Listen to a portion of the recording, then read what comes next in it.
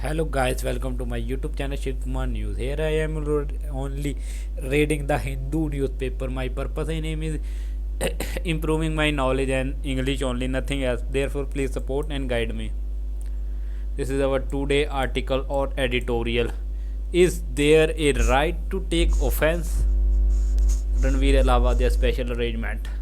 Parlay. The popular YouTube show India Got Latin has sparked controversy after criminal proceedings were initiated against its creator and participants over Alice offense remark in one of its episodes on February 18, 2025. The Supreme Court granted interim protection from arrest to podcaster Ranveer Allahabadiya, one of the participants named in the affair. This has reignited the debate on whether strengthening criminal censure are justified for continuous speech.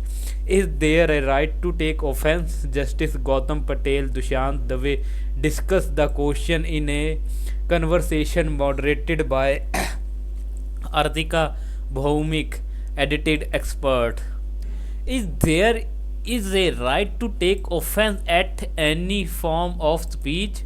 Justice Gautam said, no such right exists. The reasonable restriction on free speech under Article 90 sub-article 2 of the Constitution do not recognize offense speech as a distinct category. Instead, the restrictions are narrowly defined and include security of the state, public order, decency, morality, and other specified ground. Therefore, the notion of a right to take offense lies beyond the ambit of constitutionally permissive limitation. While the language used in the show is highly objectionable and unpalatable, it does not necessarily amount to violations of decency or morality under Article 19 and 2 subclause 2. Dushyant Dave, the right to free speech is always subject to certain exceptions, including decency and morality. However, these standards vary across jurisdiction and evolve over time. While I agree that the language used in the show was highly inappropriate, I have serious reservation about whether it meets the legal threshold to constitute a criminal offense. In reality, such language is widely used in everyday discourse and has become common parlance in society. Thus, the outrage surrounding it seems misplaced.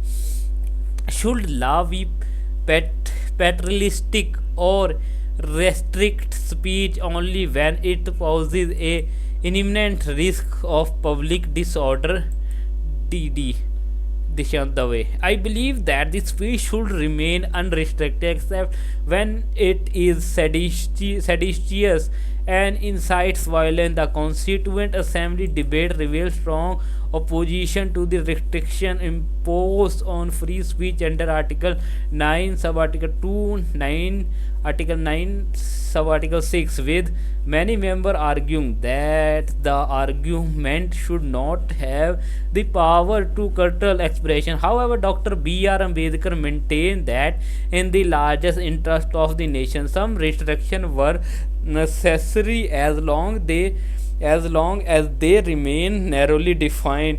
However, the irony is that the political routine engage in hate speech, yet constitutional authority failed to take any action.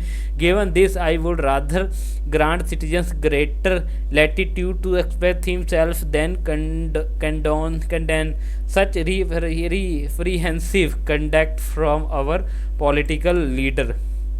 Gautam Patel. The freedom of speech under Article 91A can be restricted only by the limitation explicitly prescribed in Article 19.2, while the right to speech is expensive. The restriction on it remain narrowly defined. Therefore, the state cannot be imposed restriction beyond this constitutional limit. More importantly, speech cannot be curtailed through executive action. Such restriction must be imposed slowly through duly enact legislation. Is constitutional morality a vital safeguard against the moral conviction of the majority? Dushyant Dave. Constitution morality upholds the spirit of the Constitution by reinforcing value like social justice and equality. However, restriction on free speech are governed by the statute law. If any violation of the whether speech constitute any offence must be confined to these narrowly defined legal parameters rather than the shifting moral sentiments of the public. This that said, society has every right to condemn the remarks made on the show. It can express discontent through the criticism or boycott. However, criminal sections are never the solution. Moreover, the increasing trend of filing multiple FIR for the same offense constitutes harassment. Is it not only prejudicial the accused but also undermine their right to a fair defense? GP Constitutional Gautam Patel. Constitutional morality is a nuanced and evolving concept. It is not an inherent sentiment but one that must be cultivated. There is also ambiguity regarding its application to constitutional process. For instance, Dr. Dr. B.R. Ambedkar believed it was wiser to entrust the legislature with prescribed form of administration rather than amending them in the constitution. That said, I agree that whatever reforms which qualify as an offense is a matter strictly governed by substantive law. Profanity is not humor, it is an indication of the thoughtlessness. Intelligence humor does not require offensive language. As a society, we must understand what divergent views are inevitable. We can engage with them or ignore them, but not silence the messenger. Justice Gautam Patel. Can profane speech necessary be considered offensive speech? Gautam Patel. A speech laced with profanities is not necessarily offensive.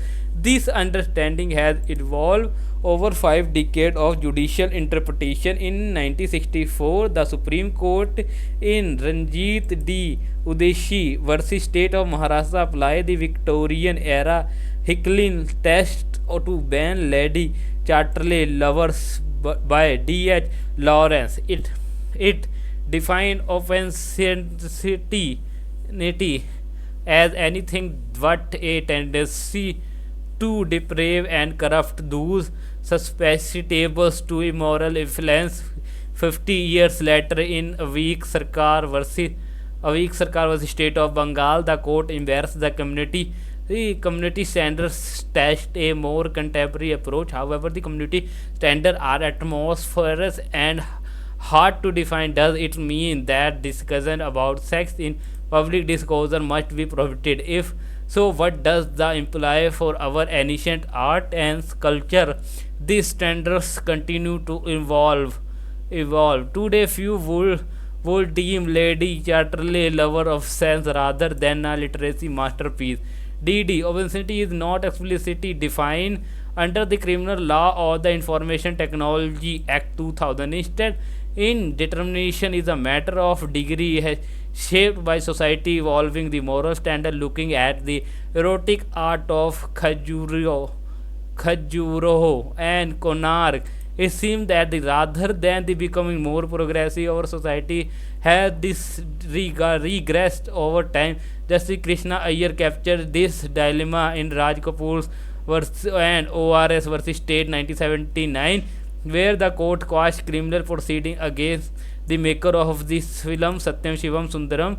He observed the relation between the reality and relativity must haunt the court. Revelation of the obscenity expressed in society's pervasive humanity, not law panel perspective. A recent study by the research group India Hate Lab found found a 74.4 surge a percent surge in hate speech are against military by politician in 2024 is the relentless targeting of comedian a case of misplaced priority. Dushyant Dushyant Dave. Yeah, definitely politicians continue to spread hate speech with impunity. During the Lok Sabha election, several politicians, including the Prime Minister, made blatantly divisive remarks against minority. Yet the election commission and the state police remained silent spectator.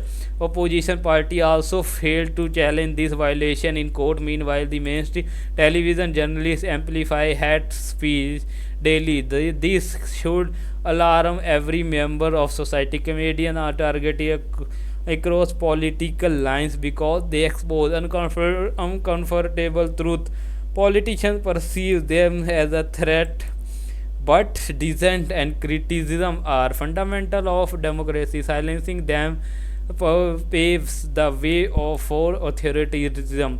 GP Gautam Patel. Comedians play a crucial role in society by challenging authority and reflecting societal reality. I firmly believe in the Latin maxim in Joko Veritas. In just there is truth. Thus, the targeting of the comedian is not just unfortunate but reprehensive. However, the profanity is not humor, it is an indication of the thoughtlessness. Intelligent humor does not require offense language. As a society, we must understand that the divergent views are inevitable. We can either engage with them or ignore them, but not silence the messenger. I also agree with Dushyant that we are failing to penalize the rising instance of hate speech. Effort to regulate digital content such as the Broadcasting Service Regulation Bill have intensified. What are your concerns? Gautam Patel. I do not endorse any such regulatory attempt. Once free speech is restricted, it set a dangerous proceeding. Censorship create and uniformity, compelling everyone to consume the same sanitized information. But the essence of free speech is to prevent such conformity in such in a democracy. Divergent opinions are the essential as we risk sliding into authoritarianism. DD Dushyant Dave. My concern is the selective enforcement of law. Why do censorship law primarily target the opposition leader and government critics? People are dragged to court for merely criticizing the government, even when their speech falls short of sedition. Law must be applied fairly and impartiality, something the jurisdiction is failing to uphold. A vibrant democracy demands unwavering protection of free of speech. You can listen this interview to scan this QR. To listen to the full interview, scan the code or go to the link www.thehindu.com. So guys, this is today article. Please like, comment, share, and don't forget to subscribe my YouTube channel for further more update and more video. Press bell icon for notification. Thanks for watching. We meet in next video or tomorrow. Jai Hind.